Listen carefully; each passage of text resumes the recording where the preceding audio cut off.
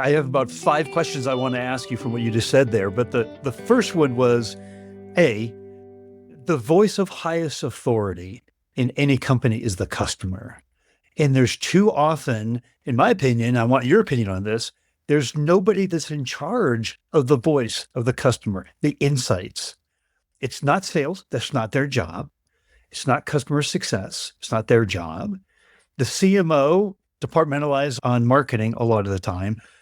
There's too many companies, in my opinion, that don't have somebody that has taken on that mantle to say, I represent the voice of the highest authority in every decision we make. That's why, like, and Amazon has that empty chair policy, this empty chair that represents the customer in every meeting.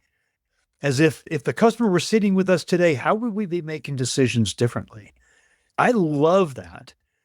But I also talked to literally this morning a CMO that said, I don't have the time, Steve, to do that. I don't have the time to spend. And you just said 20% of your time. There's not a CMO alive that says, I got a lot of time in my hands, Steve. What can I do with it? But you're recommending 20% of the time.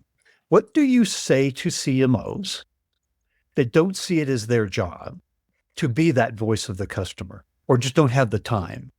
So I don't know if it's okay to say, but I'm a big in sport. I really think that you need to start the day for at least 1 hour to do something, swimming in the ocean, running. So I'm really a huge believer on that. And people say, I don't have time. I have kids, I have my full-time job, and I don't have time. So my answer is wake up 1 hour early. So that's my answer. I think you just want to wake up 1 hour earlier to call customers. I really don't think there is excuses. I really don't think there is something more important than you can do that. Try to manage your time better. Try to cancel internal meetings. Make them half an hour, not an hour. I really think it's the most important thing we can do as CMOs, especially that we're responsible for messaging. I don't know any CMO that will say, I'm not responsible for the brand and for the message. How can we be responsible for the brand and message without getting the customer, voice of customer? And to be honest, it's all about the team we hire. There are a lot of key people in the team, but the most important team members are the product marketing.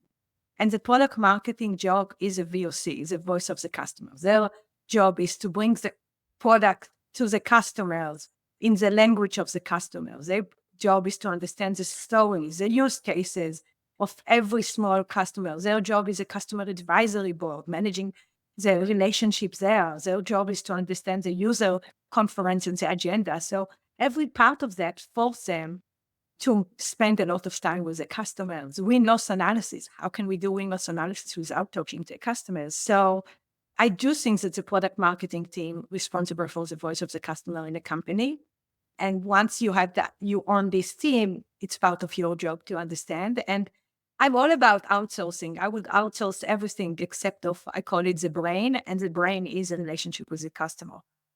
Even when we do a user conference, we decide to do everything internally. Every touch of that we have with the customers is internal people. Even the welcomes, the registration, the showing people where to go. I can hire very low wage people to help them. But I actually want my customer success, helping people sit down. I want them to ask them, how are you? I want them to say, hi, Steve, I know you're from this company. How are you today? So every relationship you can do with a customer, I highly recommend not to outsource. Everything else, as far as I'm concerned, can do a Gen AI or outsource.